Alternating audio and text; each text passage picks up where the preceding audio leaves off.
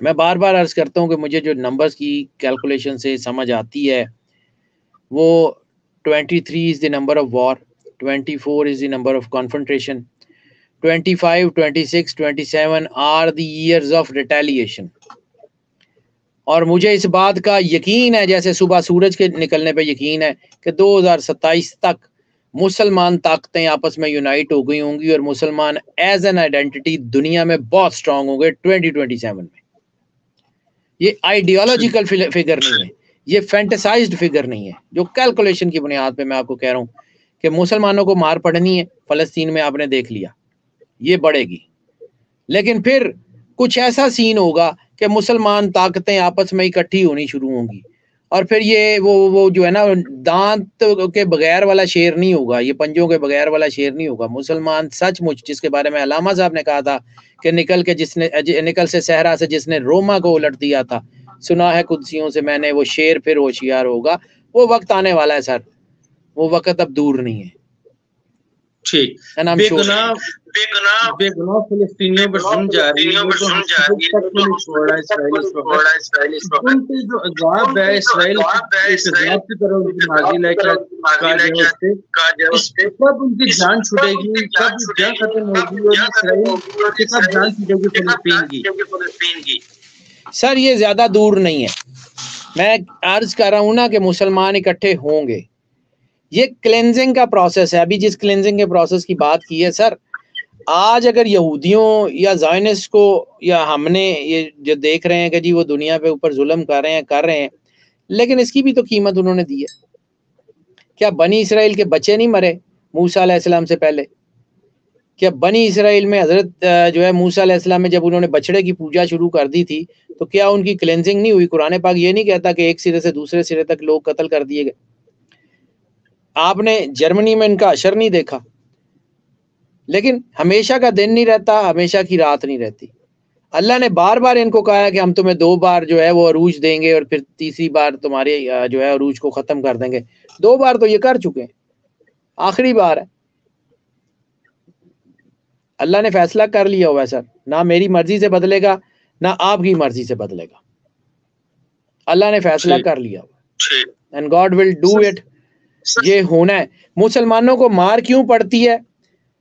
अलामा साहब ने कहा था कि चुन बे गोयम मुसलमानम बेलर्जम, कि मैं जब ये कहता हूँ कि मुसलमान हूँ, मैं लर्ज जाता हूँ, कि दानम मुश्किलात ला इला रहा, कि मुझे पता है ला इला की मुश्किलात क्या है। अलामा साहब ने कहा था ये शहादत गहे उल्फत में कदम रखना है। लोग आसान समझते हैं मुसलमान होना, कि लोग जो है वो ये समझते हैं कि मुसलमान होना जो है वो बड़ा आसान है, ऐसे होता नहीं है। God has his own plans. तो ये मुश्किलात हैं जी, कुर्बानियां देनी पड़ती हैं। और एक चीज जिंदगी में याद रखिएगा, फिर आप छेड़ देते हैं क्योंकि ये मेरा बड़ा टची टॉपिक है, हमेशा कुर्बानी पाक जानवर की लगती है, नजिस जानवर की कुर्बानी नहीं लगती। इसलिए दुनिया में मुसलमानों की कुर्बानियां हो रही है। And you will see it. Allah जब कुर्बानी ले लेता है तो ये नहीं होता कि अल्लाह जो है उसको छोड़ दे, कभी भी नहीं होता। ये नेचर का लॉ है। शरीयत में माफी है, नेचर लॉ में कोई माफी नहीं है, जो मर्जी हो। सर पाकिस्तान का किरदार सर पाकिस्तान जंग में शायद उतना ज्यादा नहीं है, लेकिन पाकिस्तान आगे बहुत अच्छा है। मुझे इस बात पे यकीन है, जो बरी इमाम ने कहा था कि जहां मैं दफन किया जाऊंगा वहां इस्लाम का किला तामीर होगा। 1963 से पहले तो बरी इमाम जंगल में थे। 1900 पिंडी शहर दूर था और जंगल के दरमियान में बरी इमाम का रोजा था। आज उन्हीं के रोजे के इर्द गिर्द इस्लामाबाद है। इस्लामाबाद हो गया। सूफी बरकत अली ने क्या कहा था? सूफी बरकत अली रुदयानवी रहमतुल्लाह अलैह ने, कि पाकिस्तान की हाँ में दुनिया की हाँ और पाकिस्तान की ना में दुनिया की ना होगी। अक़वाम आलम के फैसले यहाँ हुआ करेंगे। वासिफ अली वासिफ रहमतुल्लाह अलैह ने क्या कहा था? कि पाकिस्तान नूर है, इसको जवाल नहीं। नेमतुल्लाह शाह वली ने जिस जो है वो इलाके का जिक्र किया हुआ कि वो सल्तनत बनेगी, 100 साल अंग्रेज हुकूमत करेंगे, उसके बाद एक सल्तनत बनेगी जो इस्लाम के नाम पे बनेगी और वो दुनिया को लीड करेगी। सर ये होगा। पाकिस्तान ने जितना टूटना था टूट गया, अब नहीं टूटता। Pakistan is standing. हाँ, पाकिस्तान में चूंकि being a nation we are doing wrong deeds again and again and again and again, तो फिर मार तो पड़नी है। सो बहसियत कौम में पड़ रही। कातिल भले 4-5 थे, भूखता तो पूरी कौम ने था। यही लॉ ऑफ नेचर है। जब सर सर अफगान जी जी जी अफगानी का फैक्टर के पाकिस्तान में मौजूद है, 30 साल से ज्यादा हो गए हैं। इनके वाले से आपको देखते हमारे दिल के भी करीब है, हमारा काफी प्यार है अफगानियों के साथ। तो हमारे हालात उस तरह के आपको के बैठे हुए, फ्यूचर में आप ये रिलेशंस कैसे देख रहे हैं? सर रिलेशनशिप और जो है वो foreign policies are different things. लेकिन मैं चूंकि तजिया नगारी का आदमी नहीं हूं, मैं तजिया नगारी के ऊपर बात नहीं करता, मैं तो अपनी कैलकुलेशन के ऊपर बात करता हूं।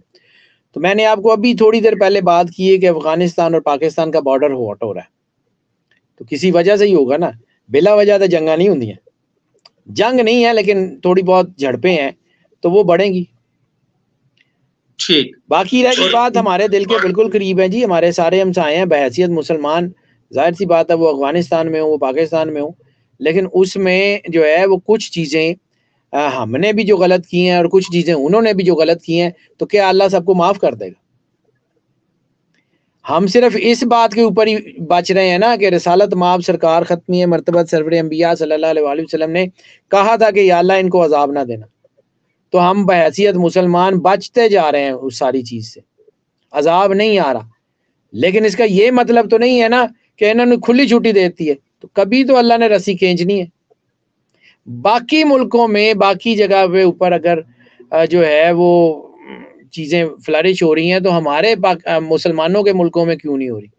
तो कहीं ना कहीं हम बहैसियत मुसलमान, हम बहैसियत पाकिस्तानी, हम कहीं ना कहीं उस लेवल से गिरे हुए हैं ना, तो इस वजह से हो रही है। वो अफगानिस्तान के मुसलमान हो, वो पाकिस्तान के मुसलमान हो, वो बांग्लादेश के हों, वो म्यांमार में रोहिंग्याज हों, तो कहीं ना कहीं हमारे किरदार में वो चीज़ें तो नहीं है ना जो इस्लाम में होनी चाहिए।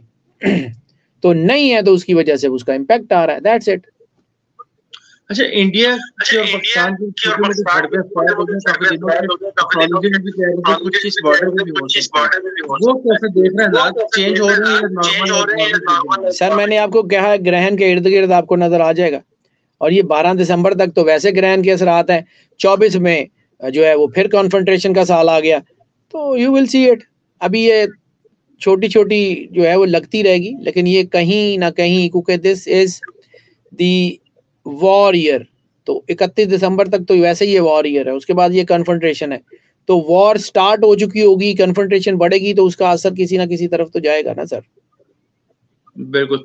अच्छा, सैयद हैदर जाफरी साहब ऐसे मौके पे पाकिस्तान में जब सूरज ग्रहण और चांद ग्रहण के दरमियान उनके लिए आने वाले दिन कैसे हो सकते हैं? मैंने अभी अर्ज किया कि ये जो है ना ये टाइम जो था ये बहुत खतरनाक था, अनप्रेडिक्टेबल था, लेकिन अल्लाह ने उनकी मदद कर दी है। अल्लाह ताला उनके ऊपर करम करे, लक उनकी बची है, इसमें कोई शक नहीं। नवाज शरीफ साहब की लक उनको फेवर कर रही है, लेकिन जब ये चेंज होगा 12 नवंबर के बाद, I would be in a better position to tell you कि नवाज शरीफ साहब किस तरफ जा रहे हैं, क्योंकि नवाज शरीफ को 12 नवंबर तक तो बहुत ज़्यादा लक है।